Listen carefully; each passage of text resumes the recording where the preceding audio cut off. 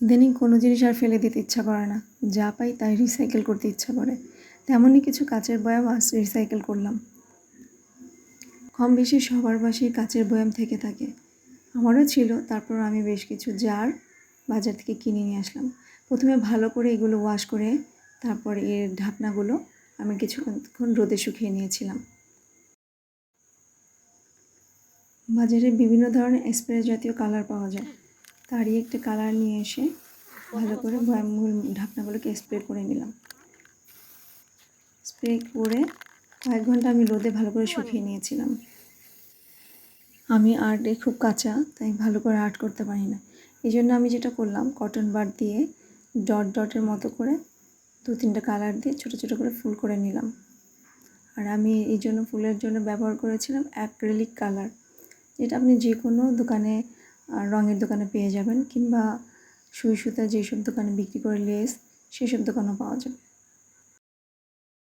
প্রতিটা ঢাকনা এইভাবে ফুলের ডিজাইন করে নেওয়ার পরে আমি প্রায় 2 থেকে 3 ঘন্টা ভালো রোদে, কড়া রোদে শুকিয়ে নিয়েছি। ব্যাস, আমার বয়ামের ঢাকনাগুলো রেডি। এখন বয়ামে এক এক করে আমি বিভিন্ন ধরনের জিনিস, যেমন ডাল রেখেছি, কোনোটাতে কর্নফ্লেক্স রাখলাম,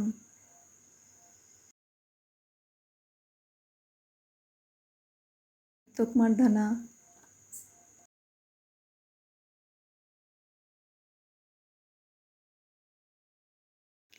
ইসবগুলের ভুসি,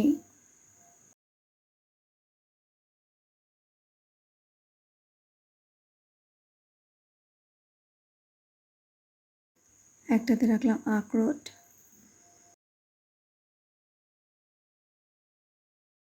যেহেতু সকালবেলায় চা লাগে, তাই চায়ের জন্য একটা বয়ামে দুধ রেখে দিলাম।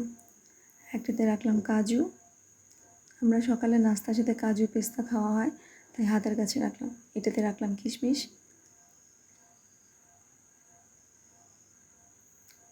আর এই বয়ামটাতে রাখলাম চা পাতা।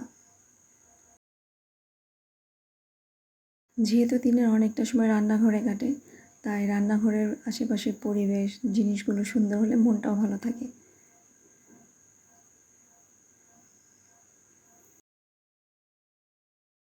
এই জারগুলোকে রিসাইকেল করতে আমার খুব বেশি একটা খরচ হয়নি, 2 থেকে 250 টাকার রং কেনা লেগেছে।